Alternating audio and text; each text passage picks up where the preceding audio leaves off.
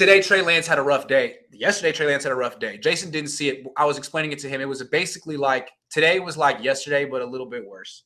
And so 3 of 10 interception. Yesterday was 6 of 14 interception. This is weird. I mean, there's excuses, but the same conditions were there in OTAs and minicamp. And to me, he was outstanding. He got rave reviews, not just from me, but from his players and coaches. Now he's in this is the worst he's played. This is the first real adversity he's faced in the NFL. I have theories as to what's going on, but I mean, you saw it yesterday. Mm-hmm. I'd like to see what your take is first. So yesterday there was a lot of O-line not being able to protect, but there's no pads, and it's really weird. It's like, what can you really do? How physical can you be, especially when it's like Nick Bosa in front of you? Like, if you're an offensive lineman and you're trying to win your job or earn more work, how do you not try to really be physical with somebody like that without pads? Like, it's hard to explain, but it did seem like every time Trey Lance took a snap, the pocket was either collapsed or it was just a straight up sack. Yep. And for anybody who hasn't been to training camp, it's when there's a sack, nobody touches the quarterback clearly because there's no pads. They just allow him to make a throw. Yeah. So when we're describing plays sometimes and we're like, but the timing of the play's all off at that point. It's all off. Yeah. Like by the time he's getting ready to get rid of the ball, he would have been sacked.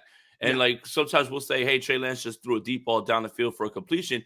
Well, that's after the certain amount of time in the pocket where he just slides out there, let the play happen, and he goes down. There'll be like sacks and completions on the same play in camp. That happens all the time. Exactly. Like Brock Purdy was about to get sacked.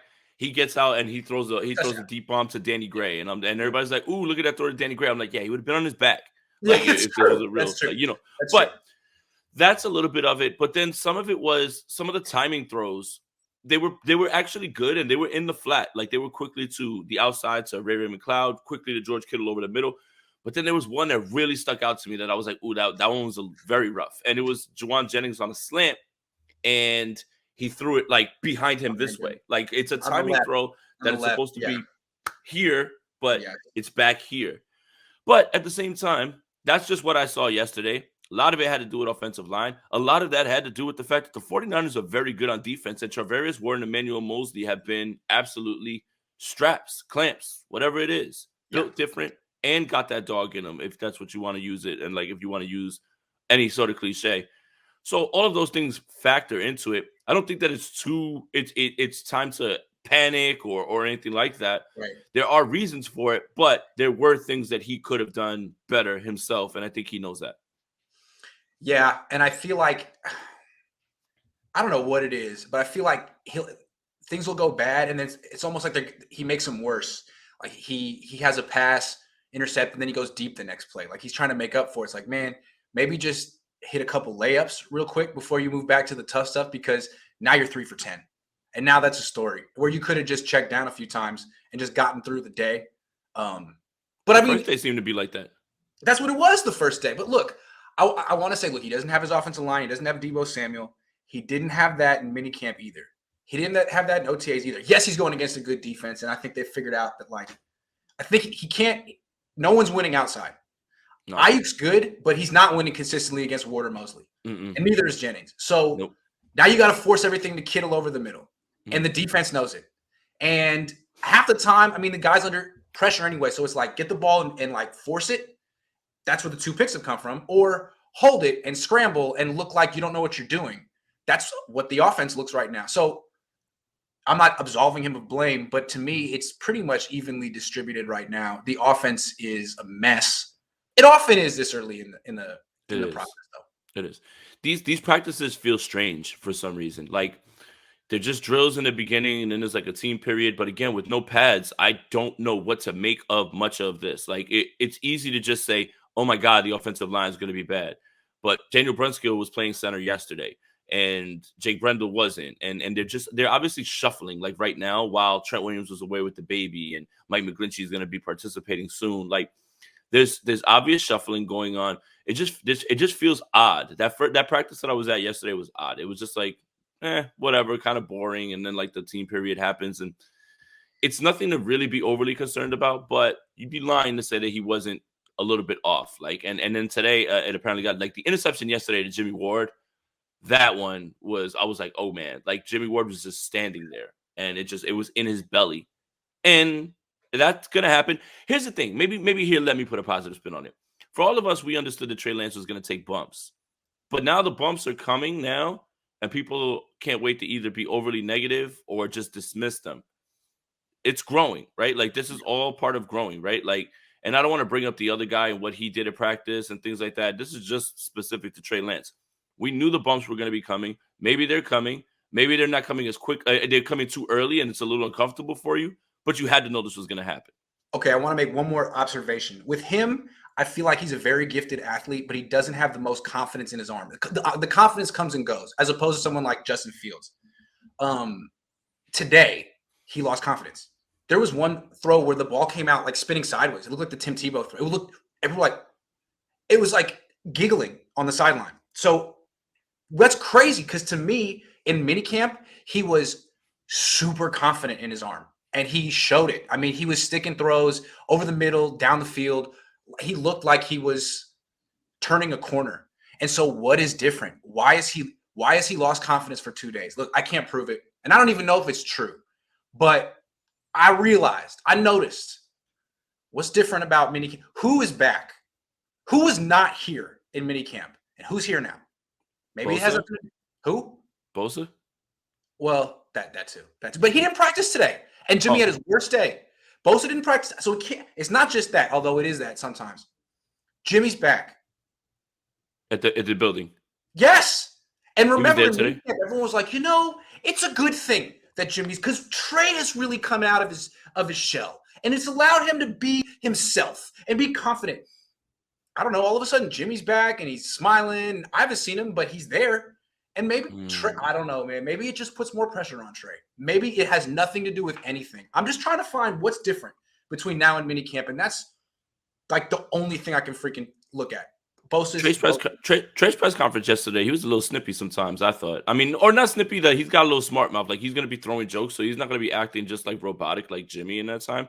But I wonder how much of that is like, what was the question that somebody asked? It was something about Jimmy Garoppolo, and he was like, yeah, I kind of thought you guys would stop talking about that. Like, that was what he said yesterday. Like, he said it just like that.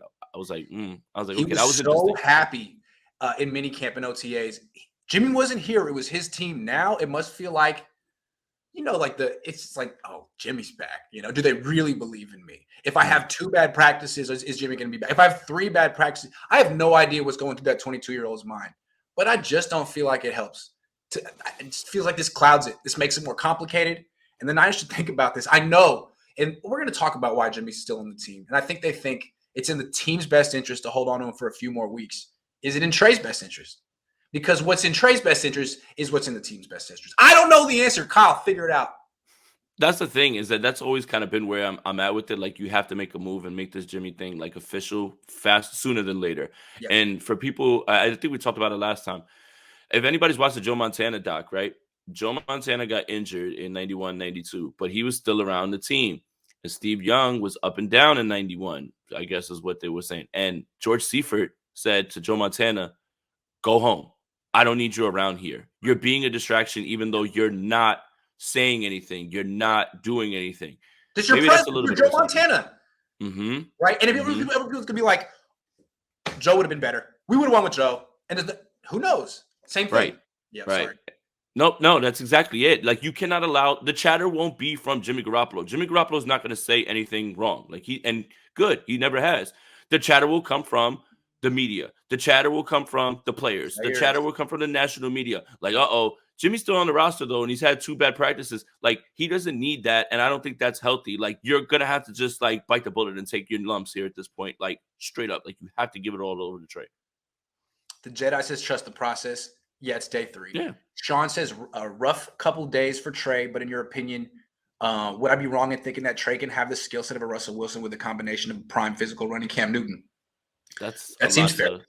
It does, but that's a lofty goal. Like that's the thing too, is I think that the comparisons to what Trey can be have put people in spots where they're making assessments like that. Like, oh, well, he could be like Michael Vick. Well, if he's anything like Michael Vick, do you understand how hard that is to be like that? I think right now you have to let him go at his own pace. Russell Wilson's first year was very underwhelming passing, things like that. They ran the ball a ton.